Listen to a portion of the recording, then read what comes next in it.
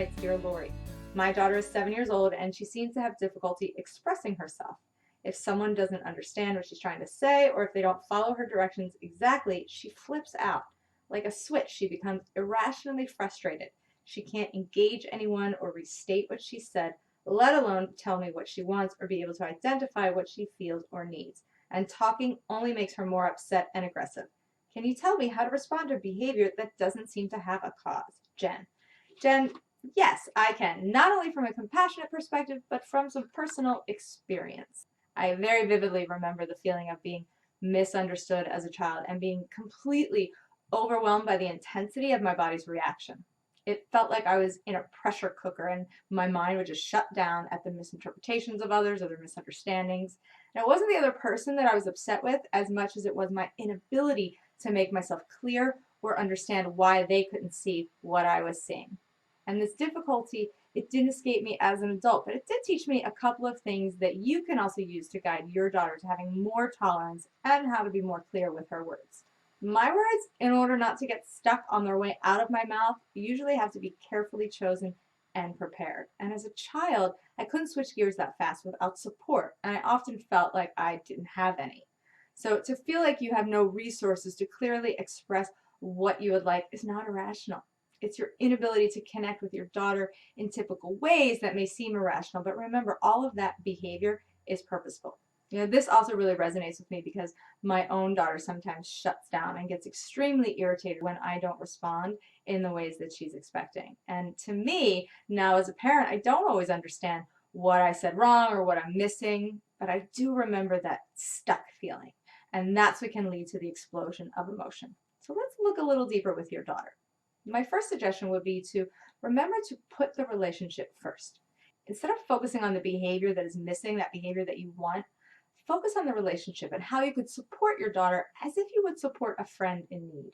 Reflecting on what you see through empathy can really be the first aid that a child needs to regroup and get clear in their own head without that pressure of solving the problem. You could simply acknowledge, I didn't understand, so I wasn't able to respond to you in the ways that you needed, and that's frustrating. You don't need to offer advice or solutions. You can just acknowledge what's happening and what's real.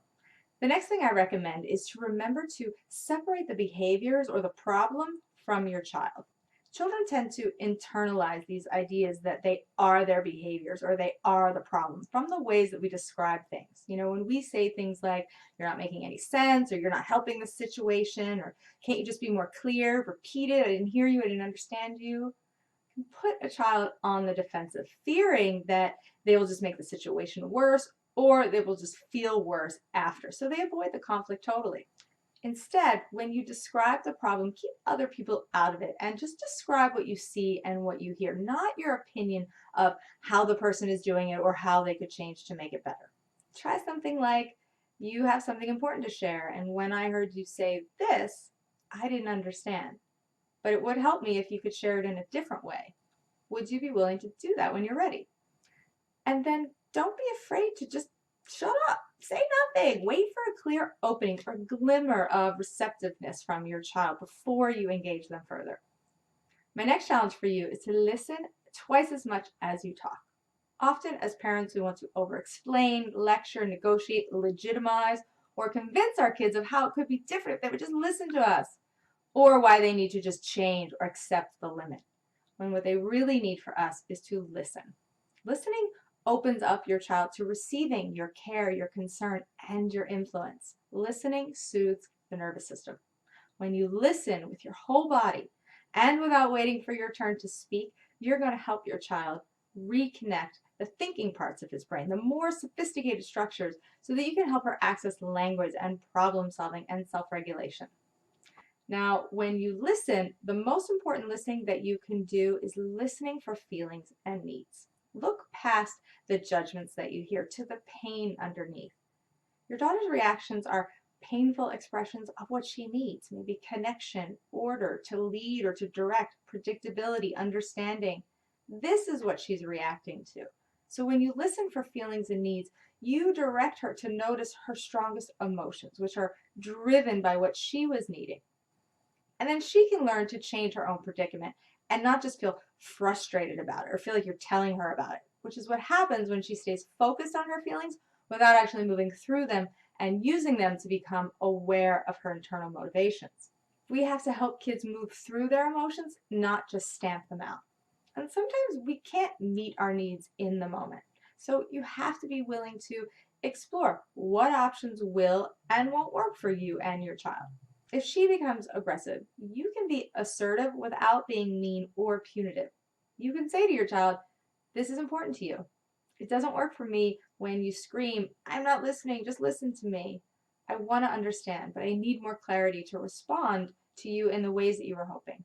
You don't have to beg, you don't have to plead, negotiate, or defend your position, or try to appease your child with a solution just to make the strong emotions go away. Embrace her frustrating emotions as much as you celebrate her happy feelings, and you will see her mature in the direction that you are hoping for. It's okay for kids to feel frustrated. It's how she experiences you experiencing her frustration that will influence whether she is able to move to the next step or not. If she senses that you're frustrated or impatient or unsure, then she may not feel safe enough to practice organizing and expressing her thoughts. When kids see that we are not angered or afraid of their lack of skill or their strong emotions, then they won't be either. So Jen, that was my teachable moment for you. I know that this can be frustrating, and sometimes kids are practicing their emerging skills and it's a really bumpy road. They may regress, they may try to avoid doing it again, or they may get frustrated with us for what seems like no reason. But I hope that you can treat yourself with enough care and compassion to stay present and available for your daughter as she learns to master her self-expression. And of course, I love updates, so please do stay in touch and let me know how it's going in your family. And if you've tried some of these ideas before, or you have some of your own, do let me know how it has worked for you. What does your child respond to best when he or she feels like she has failed at something and is reluctant to try again? Now, did you like this video? Because if you did, please like it and share it with a friend. And if you want more tips and tools like this, then make sure you get on over to teachthroughLove.com and click subscribe to sign up for my updates. Thank you guys so much for watching and for sharing. I will catch you next week on the next teachable moment. Until then, please remember, it's about consciousness, not perfection.